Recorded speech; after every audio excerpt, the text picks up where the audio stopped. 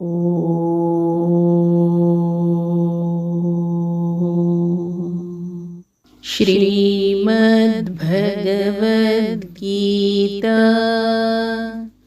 ಅಥ ಪಂಚಮೋಧ್ಯಾಯಃ.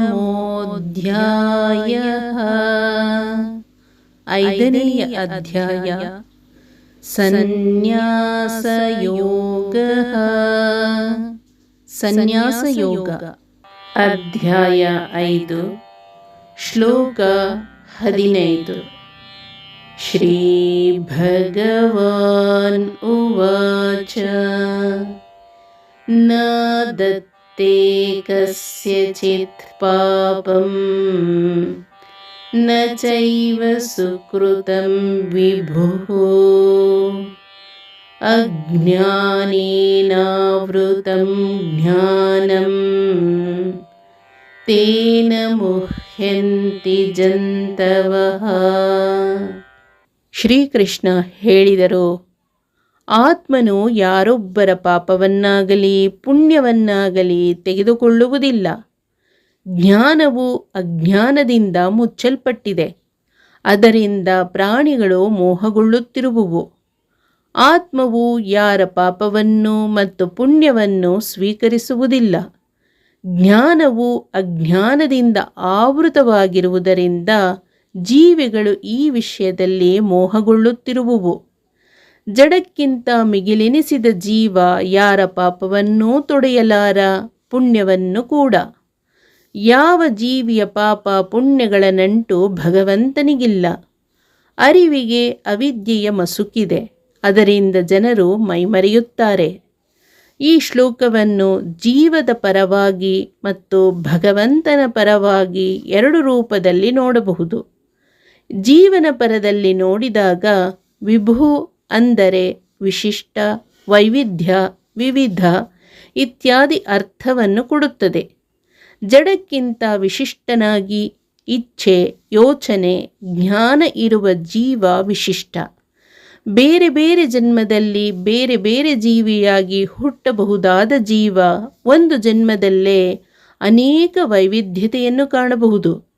ಉದಾಹರಣೆಗೆ, ಮನುಷ್ಯನಾದವನು ಶ್ರೀಮಂತನಾಗಿ ಸುಖದ ಸುಪ್ಪತ್ತಿಗೆಯಲ್ಲಿ ಬದುಕಬಹುದು, ದಾರಿದ್ರ್ಯದಲ್ಲಿರಬಹುದು, ದೊಡ್ಡ ವಿದ್ವಾಂಸನಾಗಿ ಬದುಕಬಹುದು, ಅಥವಾ ಏನೂ ಅರಿವಿಲ್ಲದ ಮೂಢನಾಗಿ ಬದುಕಬಹುದು. ಈ ರೀತಿಯ ವೈವಿಧ್ಯತೆ ಜೀವದಲ್ಲಿದೆ. ಅದಕ್ಕಾಗಿ ಜೀವ ವಿಭು.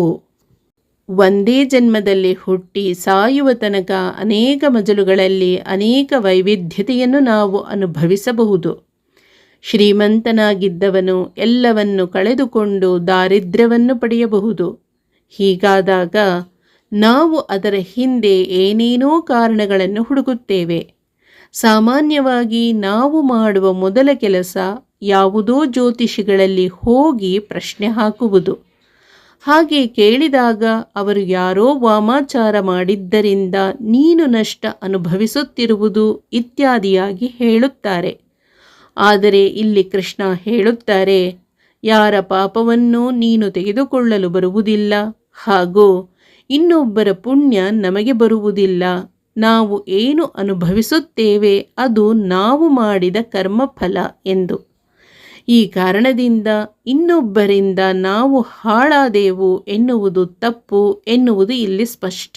ಹಾಗಿದ್ದರೆ ವಾಮಾಚಾರ ಇತ್ಯಾದಿ ಮಾಡಲು ಬರುವುದಿಲ್ಲವೋ, ಅದರಿಂದ ತೊಂದರೆ ಆಗುವುದು ಸುಳ್ಳೋ ಎಂದರೆ, ನಮ್ಮ ಸುಕೃತದ ಫಲ ನಮ್ಮನ್ನು ರಕ್ಷಣೆ ಮಾಡುವಷ್ಟು ಕಾಲ ಯಾವ ವಾಮಾಚಾರವೂ ನಮ್ಮನ್ನು ಏನೂ ಮಾಡುವುದಿಲ್ಲ. ಇದನ್ನು ಜ್ಯೋತಿಷಿಗಳು ನಿಮ್ಮ ಗ್ರಹಗತಿ ಚೆನ್ನಾಗಿತ್ತು, ಆದ್ದರಿಂದ ಈವರೆಗೆ ಏನೂ ಆಗಿಲ್ಲ, ಆದರೆ ಈಗ ಅದು ಕೆಟ್ಟಿದೆ ಇತ್ಯಾದಿಯಾಗಿ ಹೇಳುತ್ತಾರೆ.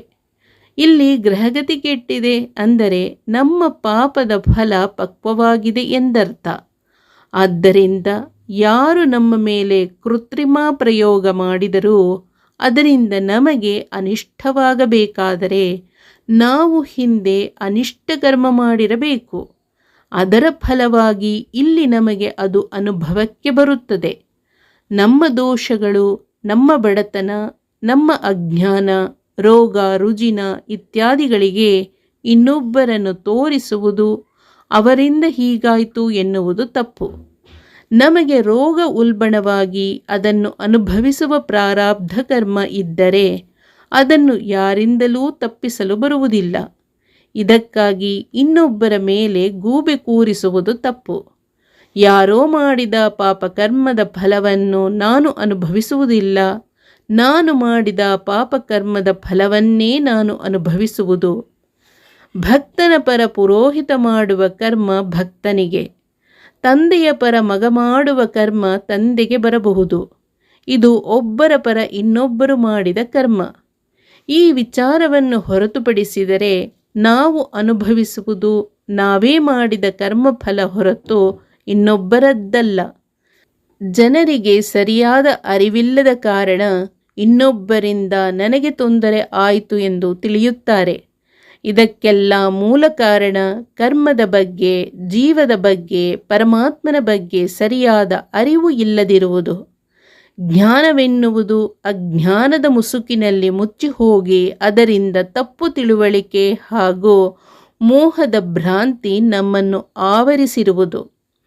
ಈ ಶ್ಲೋಕದ ಇನ್ನೊಂದು ಮುಖ ನೋಡಿದರೆ ವಿಭು ಅಂದರೆ ಸರ್ವಸಮರ್ಥನಾದ ಸರ್ವಗತನಾದ ಭಗವಂತ.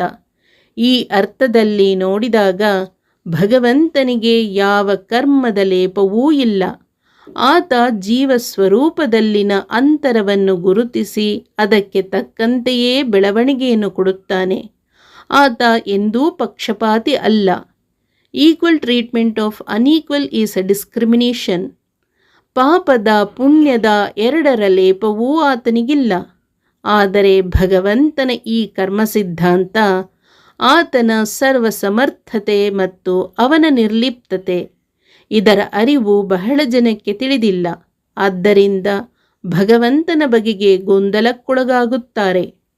ನಮಗೆ ಸ್ವತಂತ್ರವಾದ ಕರ್ತೃತ್ವವಿಲ್ಲ, ನಾವು ಆತನ ಅಧೀನ ಎನ್ನುವ ವಿಚಾರದಲ್ಲಿ ನಾವು ಸದಾ ಗೊಂದಲಕ್ಕೊಳಗಾಗುತ್ತೇವೆ.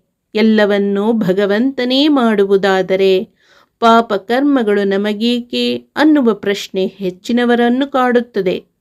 ಎಷ್ಟು ಅಧ್ಯಯನ ಮಾಡಿದರೂ ಈ ಕರ್ಮ ಸಿದ್ಧಾಂತ ಅರ್ಥವಾಗುವುದಿಲ್ಲ. ಇದಕ್ಕೆ ಕಾರಣ ಅರಿವಿನ ಅಭಾವ. ಈ ಅರಿವು ಕೇವಲ ಓದುವುದರಿಂದ ಬರುವುದಿಲ್ಲ. ಅದನ್ನು ಗ್ರಹಿಸಿ ಅನುಭವಿಸಿ ಮನವರಿಕೆ ಮಾಡಿಕೊಳ್ಳಬೇಕು. ಇದನ್ನು ಕೃಷ್ಣ ಯಾವುದೇ ಗೊಂದಲಕ್ಕೆ ಅವಕಾಶವಿಲ್ಲದಂತೆ ಮುಂದಿನ ಶ್ಲೋಕದಲ್ಲಿ ವಿವರಿಸಿದ್ದಾರೆ. ಹರೇ ಓಂ. ಶ್ರೀಕೃಷ್ಣಾರ್ಪಣಮಸ್ತು.